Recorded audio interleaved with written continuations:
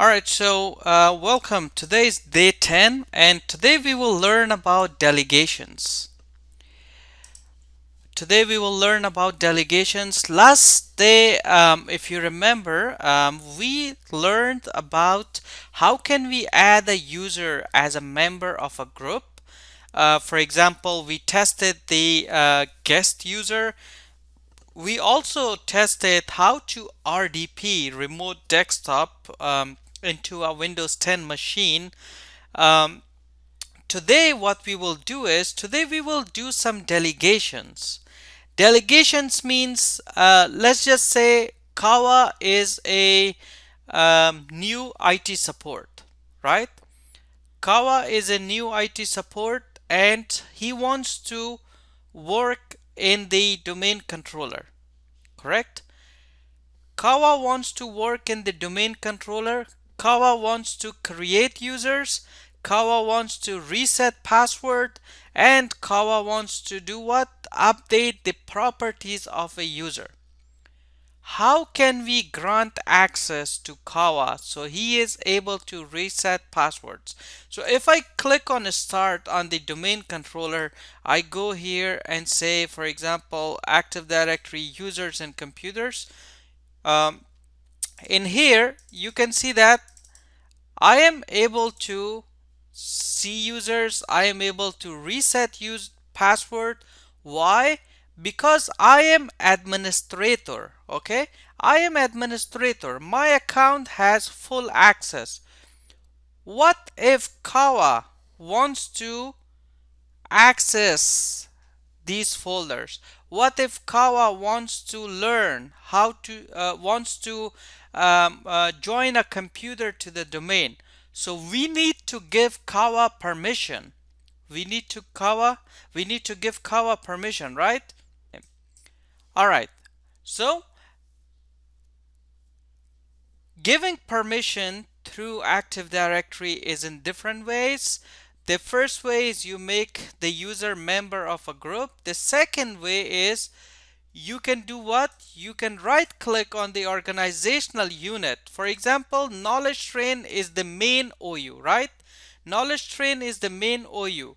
I want Kawa to have access to knowledge train objects, everything like finance department, HR department, he should have access. I can right click and say delegate control.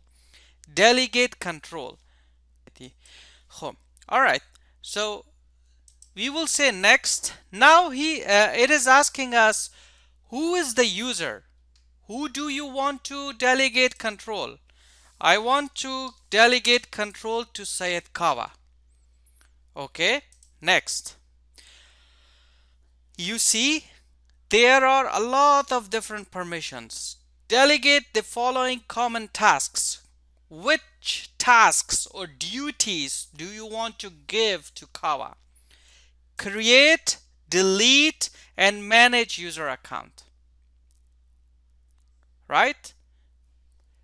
Reset user password and force password change at next logon. Read all user information. Create, delete, and manage groups. Modify the membership of a group. Let's just uncheck this. Okay, so Kawa should not be able to modify the memberships of a group. Now you press next, finish. That's it. Kawa now have access to this organizational unit and the sub organizational unit. Let's do the second delegate control. Next, this time we will add Omid. We will add Omid next. Okay, what permissions Omid should have? Oh, these, no, I don't want Omid to have these permissions. I want to create custom tasks. Custom tasks I want to create. Press next. In here, you see, I have a lot of different tasks. A lot of different tasks. I only want I only want Umaid to have access to computer objects, right? I only want Umaid to have access to computer objects, and Umaid should only be able to create, not delete. Next. Now, it is telling us what level of permission do you want to give? Do you want to give Umaid full control? No, I don't want full control. It's a lot for Umaid. You have to uncheck them, right? What permission do you want to give Umaid? Create objects, read objects, write objects. That's it. That's it. Change password, reset password, all these things you can do. What you can give access to Umaid. Now what I will do is I will just make it general, and now we will test it. Next and finish. So now Kawa needs to use Active Directory tools to access Active Directory. If you go to Google and type RSAT tools for Windows 10, RSAT means Remote Server Administration Tools. You click on it, and then in the website for Microsoft, click download. In here you choose for your Windows version. We are downloading this for example 64-bit, and you have to choose your version for your operating system. Press next, and now you can see that the download is going to be started. Once the download is complete, we will install, and then we should be good. Alright, so I had to download again from the VirtualBox machine, and you can do that too. It's downloaded. You just click on it. Okay, it's asking for permission because Kawa's user is not administrator. So I put the username password of domain of this server, and we will do what? We will install it. Like you install an application, it is going to start the installation, and then we should be good. Alright, I accept, and then the installation will begin. Alright, so the installation is complete. Now if I close this and I simply click on start, and I go to start menu, you see I have Windows Administrative Tools. Windows Administrative Tools, I have everything here. Alright, so after installing the tool, you can see if I go to start menu, administrative tools, I have Active Directory, users and computers, everything that you have here. So see, in the server you have administrative tools, you also have here. So all the tools are here. If I click on Active Directory, users and computers, you can see kt.local is here, and you can see that knowledge train is here, HR is here, and all those things.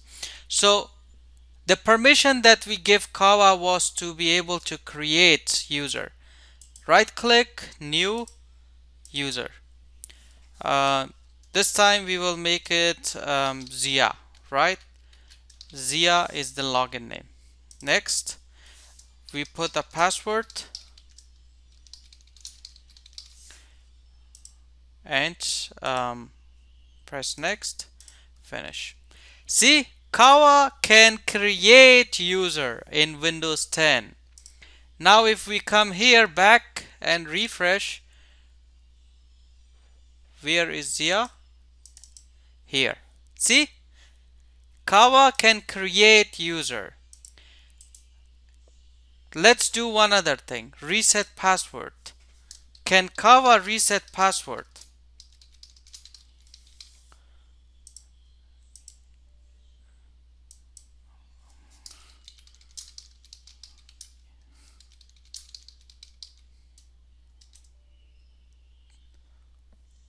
Okay, I have to type slowly.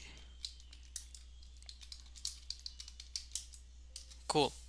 Kawa can reset password. Kawa can create user. If we come here, right click, properties, member. Oh no, Kawa cannot add members. Why?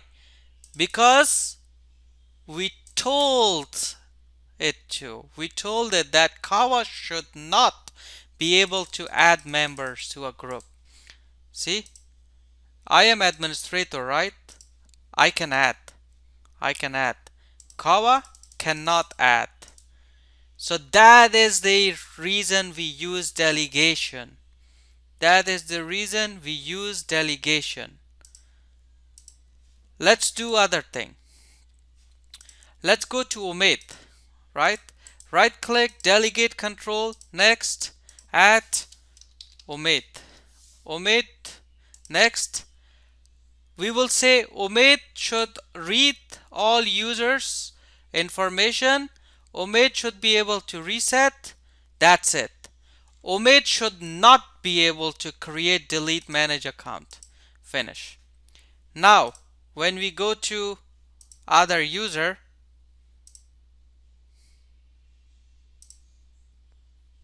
switch user, and this time we will log in as who? O.John.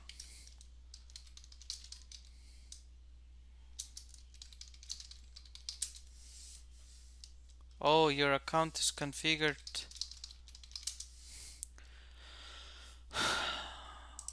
You remember yesterday what we did?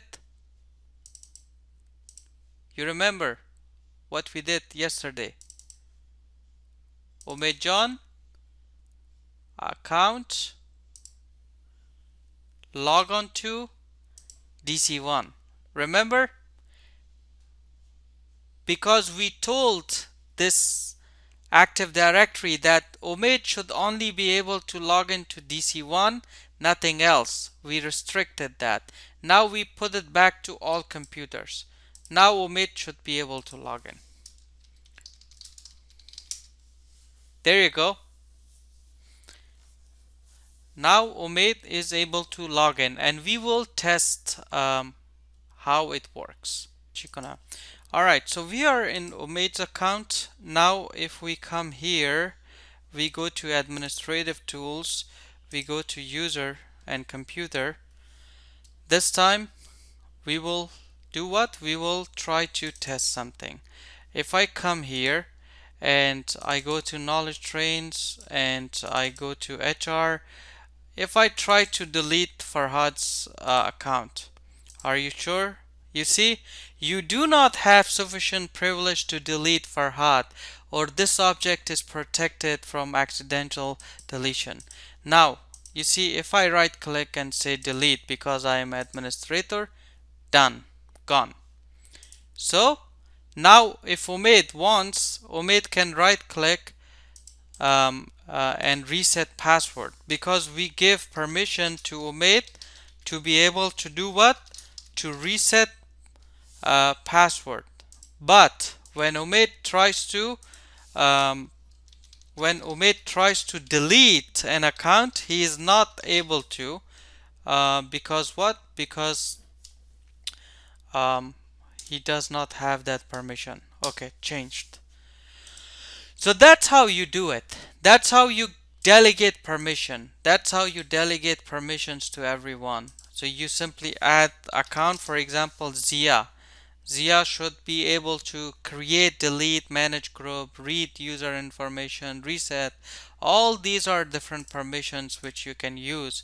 And if you click on custom, you see you have different objects here. One of them, for example, if you come here, go down, you see you have like password settings, properties, a lot of different permissions in here. Now it depends like what you need, what is your requirement. So based on that, you can actually do what? You can use them. You can use them. Any questions you have? So your homework is to create three different users. One of them should be able to reset, delete user objects, read the properties. They should have read and write access. One of the other users should only be able to reset a password.